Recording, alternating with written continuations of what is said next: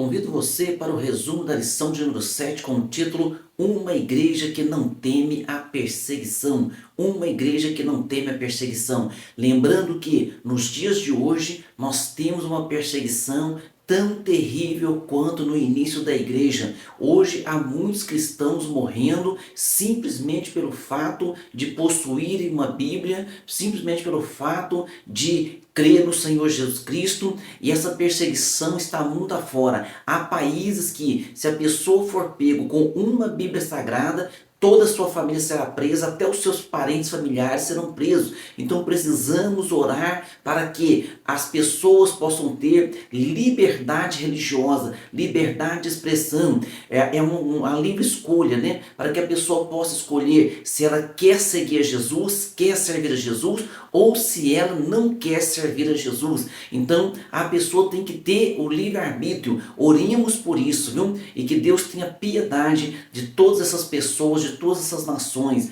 O texto, porém, respondendo Pedro e os apóstolos disseram: mais importa obedecer a Deus do que aos homens. Atos capítulo 5, versículo 39. Verdade prática.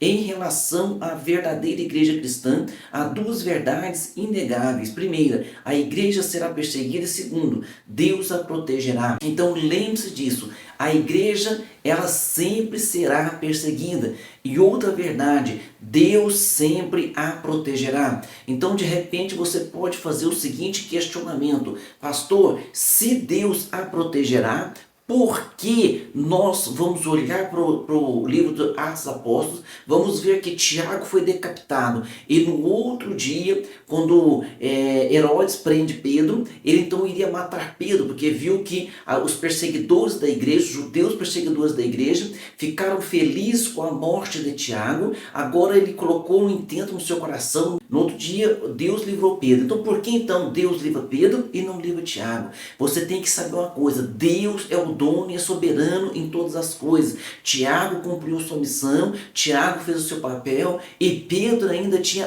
coisas a fazer. Pedro ainda tinha tarefas a fazer pelo reino do Senhor. O importante é que eles morreram salvos. Então nós temos que ter isso em nossa mente, nós temos que ter esse entendimento em nossa concepção. Por que uns morrem e outros são poupados? Deus está sempre no controle de tudo. A leitura bíblica em classe se encontra em Atos capítulo 5, versículo 25 ao 32, depois capítulo 12, versículo 1 ao 5. Vamos para a introdução. Desde o seu início, a igreja enfrenta oposição e perseguição. Por sua própria natureza, a fé cristã atrai sobre si a rejeição e a perseguição. Isso porque a fé cristã, por defender princípios exclusivos, muitas das vezes se choca com os valores seculares e valores mundanos. Por isso a igreja ela é perseguida, porque a igreja ela não pode se conformar com este mundo. A igreja ela prega a santidade, ela anuncia o que é pecado, pecado é pecado, errado é errado, e o mundo, e a Bíblia diz que o mundo jaz no maligno. Quando fala o mundo, significa o sistema mundano. Então o sistema mundano, ele não quer aderir à igreja, ele não quer aderir à Bíblia Sagrada, porque se ele aderir à Bíblia Sagrada, ele tem que confessar que está errado, ele tem que confessar que o pecado, que aquilo é errado, que o pecado é pecado. As pessoas não querem largar o pecado, eles preferem o quê? Perseguir a igreja.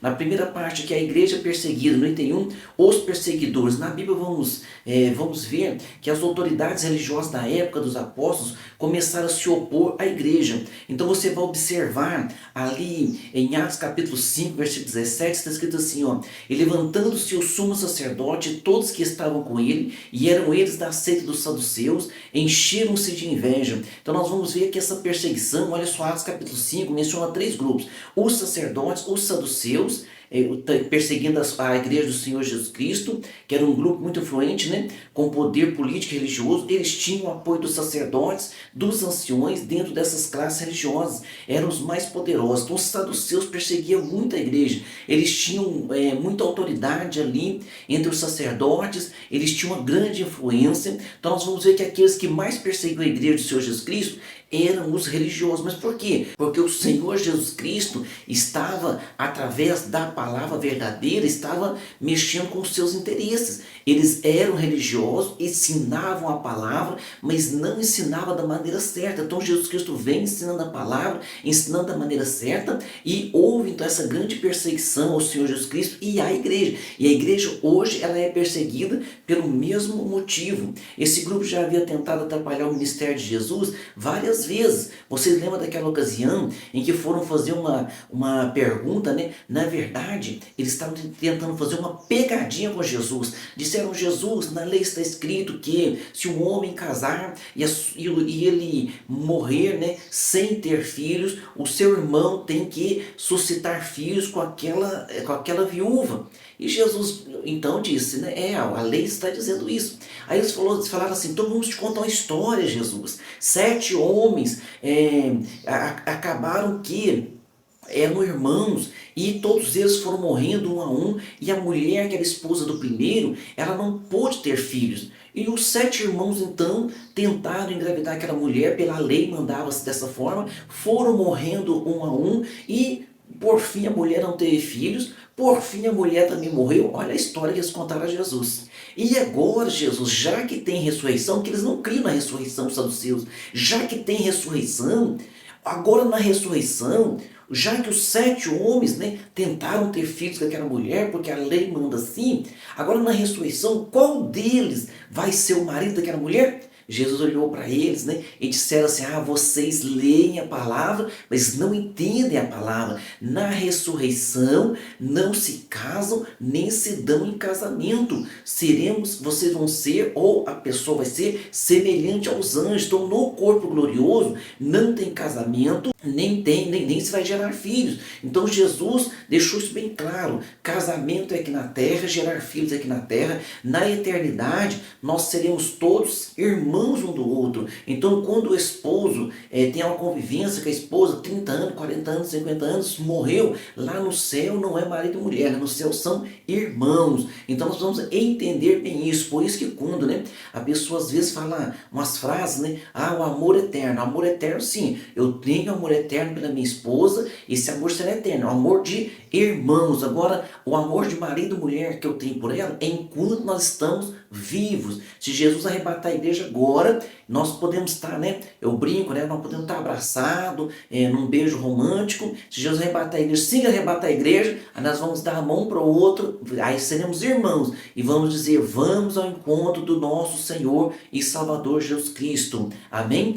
No item 2 aqui, esferas da perseguição. Então a esfera da perseguição, a perseguição dos judeus aos cristãos se dava em 2 esferas. Na letra A, esfera religiosa. Lucas registra que os religiosos judeus prenderam os apóstolos, e à medida que os cristãos testemunhavam da sua fé com poder, ganhavam mais admiração popular. Observa aqui em Atos 2:47, louvando a Deus e caindo na graça de todo o povo, e todos os dias acrescentava o Senhor à igreja aqueles que se haviam de salvar. Então a igreja estava crescendo. Olha agora Atos 4:4, muitos porém dos que ouviram a palavra creram, e chegou o número desses homens a quase 5.000 homens. 5.000 homens naquela época era muita gente. Então no dia de Pentecostes, o Senhor Jesus Cristo inaugura a igreja. Ali nasce a igreja. E agora, naquela ocasião de Pentecostes, havia judeus de todas as nacionalidades presentes naquela festa. E eles creram, e foram um número grande, né? E aqueles que creram, eles voltaram para sua terra, já expandiram o evangelho.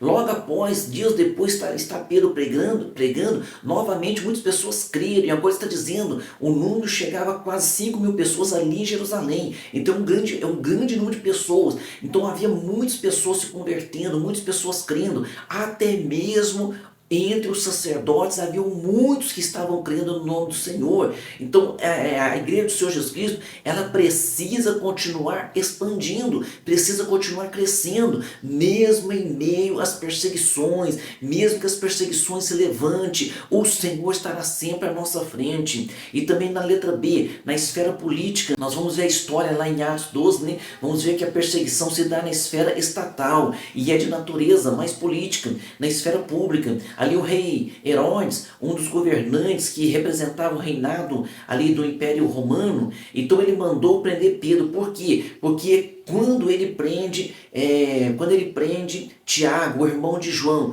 e manda decapitar Tiago, ele percebeu que os judeus, aqueles que eram contra a igreja do Senhor Jesus Cristo, que perseguia, acharam bom. O que ele pensou? Agora eu vou matar Pedro também. Então essa perseguição se dá também na esfera política.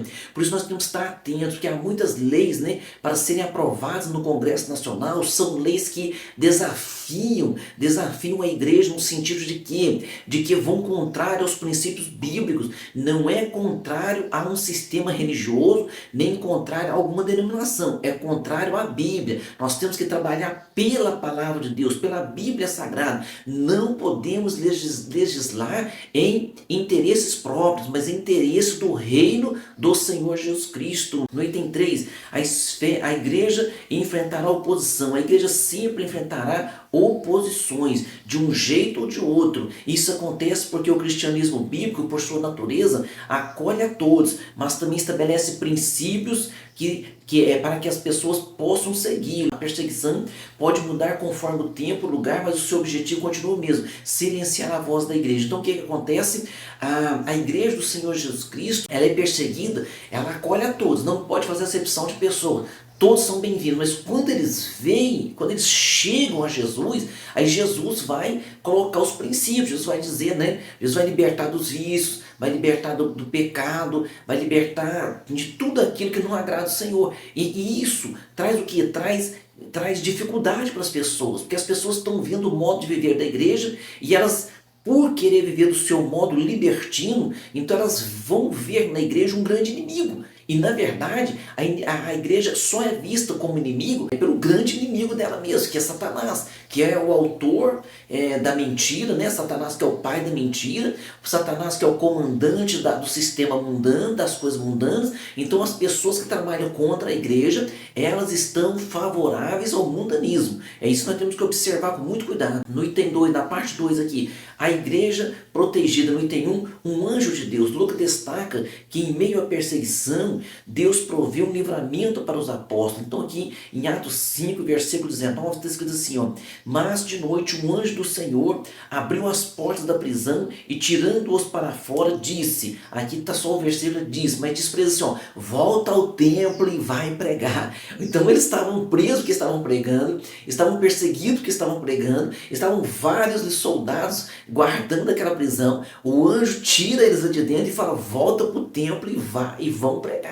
Então no outro dia, quando eles se reúnem para fazer o julgamento deles, fala, vai lá buscar aquele povo lá no cárcere. Chegou lá, não tinha ninguém. Foi os guardas, tratam todo mundo certinho, mas eles não estão lá dentro. Onde estão? Alguém chegou trazendo notícia. Esse povo está de novo no templo pregando a palavra do Senhor. Então não é incomum a presença de anjos. Ali no livro de Atos nós vamos observar. Por quê? Porque os anjos trabalham a nosso favor. Então você vai observar que quando Pedro estava na prisão, o anjo vai ali salvá-lo. Você vê que quando Filipe é anunciado, um anjo fala para ele para o caminho de Gaza pregar a palavra. Você vai ver que quando o centurião Cornélio estava ali orando, o anjo aparece para ele, manda chamar Pedro para anunciar o evangelho. Então sempre tem ali os anjos trabalhando. Qual a explicação? Está aqui, Hebreus 1:14, leia comigo. Não são porventura todos eles espíritos ministradores enviados para servir a favor daqueles que hão de herdar a salvação? Então o que são os anjos? Os anjos são espíritos ministradores. Ah, pastor, então os anjos trabalham ao nosso favor? Sim,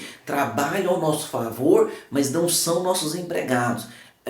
Você vai observar lá em Salmos 91, ele dará ordem aos seus anjos. Então os anjos são do Senhor Jesus, os anjos têm um dono, o dono dos anjos é o Senhor Jesus. Então tem pessoas que acendem vela para anjo, quer dar ordem a anjo, quer falar o anjo vai ali, anjo vai acolá. Não, você não manda em anjo. Se nós pudéssemos mandar mesmo, nós devíamos mandar na nossa própria vida, olhar no espelho e dizer assim, e eu tenho essa vontade, a gente fala, não peca mais, não faz nada de errado, mas nós sabemos, como o apóstolo Paulo disse, o bem que eu quero eu tenho dificuldade de fazer, o mal que eu não quero eu faço com facilidade. O apóstolo Paulo fala que a nossa carne nós temos que mortificá-la diariamente. O próprio Senhor Jesus Cristo disse, o Espírito espírito está pronto, mas a carne é fraca. Nós precisamos vencê-la diariamente. No item 2, a intercessão da igreja. Então em Atos capítulo 12 está contando a história, dizendo que a igreja fazia contínua oração. Por quê? Porque Pedro estava preso, mas a igreja fazia contínua oração. O anjo foi lá libertar Pedro, sim, mas a igreja fazia contínua oração. Então esse texto nos mostra que o anjo foi lá libertar Pedro, mas a igreja estava em oração. Então Lucas deixa bem claro, o anjo foi lá libertar Pedro, Pedro estava vigiado por 16 soldados.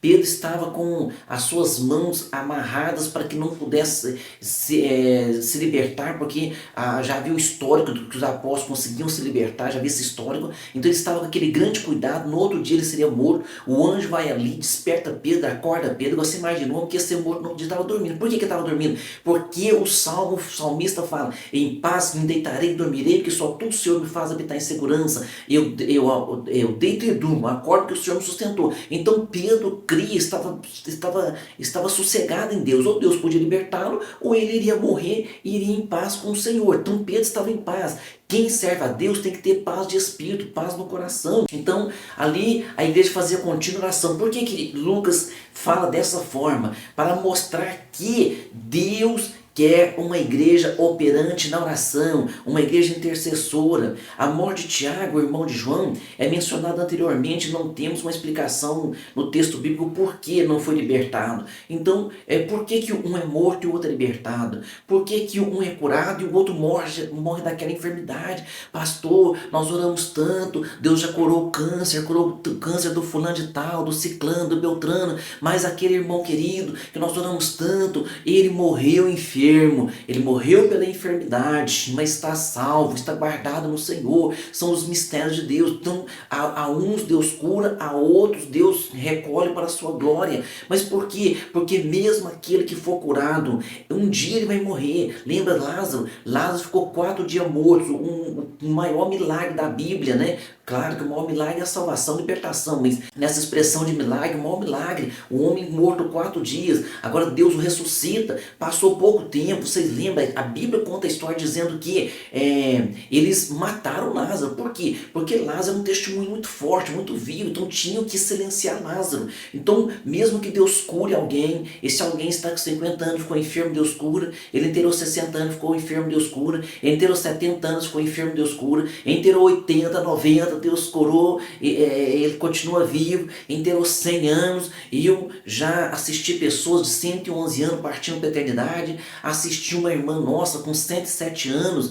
ela paralisou, né, os seus órgãos, e a enfermeira estava ali com a família. A enfermeira olhou aqui e falou: mas é engraçado que não tem mais nada aqui em funcionamento, ela continua viva. Aí a enfermeira perguntou da área espiritual, falou assim: área espiritual? Ela falou assim: olha, o pastor vai lá, o pastor ora, ela gosta muito. Ela falou: então entre em contato com esse pastor. Eu estava longe, não podia atendê-la, eles me ligaram, então não ouvi a voz, nós começamos a orar por ela. Eles colocou o telefone bem pertinho dela, e eu orando por ela, e no meio da oração disse assim: Jesus, lembra quando eu vou na casa dela, sempre que eu vou lá, ela fala que te ama, que é sempre para mim: pastor, eu amo muito Jesus, eu adoro Jesus. E quando eu falava isso na oração, aí cessou a respiração dela, terminei de orar. Quando eu termino de orar, a nora dela conversando comigo no telefone, voltou o telefone e disse assim: pastor, a hora que eu estava no meio da oração, ela partiu para a eternidade, mas de uma forma tão serena, tão linda, porque Deus cuida de nós em todos os momentos da nossa vida, viu? Vamos observar no item 3 da segunda parte o valor da oração. Como que Lucas, ao escrever o livro de Atos, ele deixa bem claro o valor da oração, que aquela igreja sempre se reunia, aquela igreja sempre orava. E ele conta a história, ele diz assim: quando Paulo orava, teve uma visão com Ananias de Damasco, orando pela sua cura. Depois ele também conta, enquanto Cornélio orava, um anjo se apresentou a ele. Depois ele também conta, e os apóstolos oravam para que os cristãos fossem batizados com o Espírito Santo. Não podemos subestimar o poder da oração. A conhecida frase, uma frase bem antiga, antiga, dos nossos pastores antigos. Muita oração, muito poder. Pouca oração, pouco poder. Essa frase ainda vale na atualidade. Amém? Na parte 3 e última da nossa lição, a igreja destemida, corajosa, no item 1, testemunho com poder. Tão logo foram libertos, os apóstolos começaram a testemunhar da sua fé. Atos capítulo 5, versículo 25 está dizendo: e chegando um, anunciou-lhes, dizendo: eis que os homens que encerraste na prisão estão no templo e ensinavam o povo. Ou seja, eles estavam presos à noite, o anjo do Senhor foi ali e libertou eles. No outro dia de manhã estavam lá pregando novamente, e alguém disse: não tem esses homens fugiram? Eles não fugiram, eles foram ao templo pregar novamente. Mesma coisa aconteceu com Paulo. Certa feita numa cidade, estava lá pregando, eles apedrejaram ele, jogaram ele para fora da cidade. Quando ele recobra a sua consciência, ele volta para dentro da cidade a pregar o santo evangelho. Então, testemunhando com poder. Vemos o Espírito Santo operando por todo o livro, mesmo quando o seu nome não é mencionado. Ele é a fonte de todo o poder da igreja. Sem o Espírito Santo, a igreja perde o seu testemunho e aí se torna inoperante. Então é o Espírito Santo que nos capacita, amém? No item 2, convicto de sua fé, Lucas registra a ousadia do testemunho de Pedro. Nós vamos ver lá, Atos capítulo 5, versículo 29, que nós já citamos algumas vezes. Porém, respondendo Pedro, os apóstolos disseram: mais importa obedecer a Deus do que aos homens. Ele mostra que a igreja primitiva não negociava sua fé, mesmo que isso custasse caro. A mesma referência também é muitas vezes usada para justificar a desobediência civil por parte da igreja em relação ao Estado. Por quê? Porque se houver uma lei que nos faça contrariar a Bíblia Sagrada, nós não podemos concordar com essa lei. Então, quando nós lutamos, contra o aborto, por quê? Porque isso é contrário à palavra do Senhor. Até mesmo a eutanásia, alguns países consentem na eutanásia. Nós temos que ser contra. Alguém fala: pastor, uma pessoa está sofrendo e ela quer se submeter à eutanásia, Ela quer que o seu sofrimento acabe, mas não é dessa forma. Nós sabemos pela Bíblia Sagrada que até mesmo no sofrimento Deus está trabalhando no nosso coração. Até mesmo no sofrimento Deus está nos trazendo algo para nós aprendermos. E nós vamos passar o quê? Nós vamos passar essa mensagem aos corações das pessoas, para que elas possam também ser abençoadas, amém?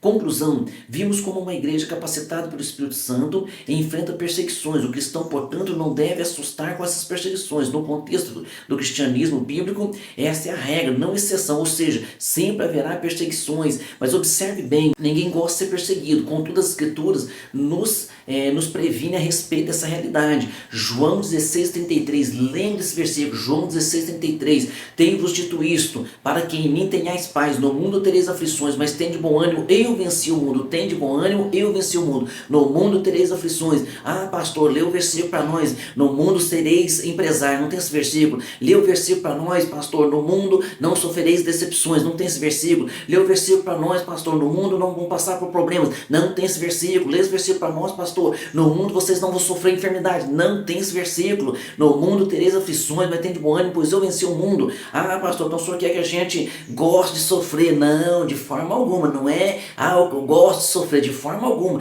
Mas você tem que entender que o sofrimento faz parte, não só do cristão, mas o sofrimento faz parte do ser humano. Sendo cristão ou não sendo cristão, a pessoa sempre passa por sofrimento. Mas sendo cristão, ele sabe que o sofrimento virá, porque ele ama Jesus, ele vê o mundo nessa angústia, vê o seu familiar caminhando a passo largo para o inferno. Tudo isso entristece o cristão. Mas quando o Espírito Santo, ele olha para o Espírito Santo, lá dentro da sua alma, uma alegria jamais o deixará. Então nós passamos um misto de tristeza e alegria, mas essa alegria da salvação nunca jamais nos abandonará. Amém? Vamos para as nossas perguntas. A pergunta número 1: quais eram os 3 grupos que faziam oposição à igreja, nesse contexto aqui da nossa lição? Nós vamos ver os sacerdotes, nós vamos ver os saduceus e vamos ver também o capitão do templo. O capitão do templo, ele era um sacerdote inferior, e que ele tinha esse papel de polícia ali dentro. No item 2, em quais esferas a igreja sofria perseguição? Ela sofria perseguição na esfera religiosa e política. Nos dias de hoje, a mesma coisa. O que não é incomum no livro de Atos, nós vamos ver anjos, anjos não pregando o evangelho, mas trabalhando ao nosso favor. Anjos continuam ainda trabalhando ao nosso favor, viu? Pergunta 4: se de 3 3 eventos que resultaram resultado de oração, né, demonstrado nesta lição. Então nós vamos ver que quando eles oravam, o local tremeu. Nós vamos ver que quando Paulo orou, ele viu uma visão de Ananias entrando na casa e orando por ele, sendo curado daquela cegueira momentânea e ainda foi batizado com o Espírito Santo. Nós vamos ver também o caso de Cornélio, quando estava no seu horário de oração, o anjo aparece a ele e manda chamar Pedro para que ele anunciasse o evangelho. Pergunta 5, em Atos 5 e 29, que nós já lemos, né, mostra em relação à primeira igreja. O que esse versículo mostra em relação à primeira igreja? Mostra a ousadia de Pedro e dos apóstolos, porque eles disseram: mais importa obedecer a Deus do que aos homens. Vamos obedecer a Deus de maneira verdadeira, tá? E não usar esse versículo aqui. Tem pessoas que usam esse versículo para ficar arrumando encrenca dentro da igreja. O líder perde uma coisa, o líder orienta uma coisa e fala assim: não, eu tenho que obedecer a Deus. Não é o líder da igreja. Então, muito cuidado com isso, para que Deus traga o quê? Inteligência espiritual para nós e nós possamos prosseguir e prosperar em Cristo. Amém? Deus abençoe você e sua família e até a próxima aula.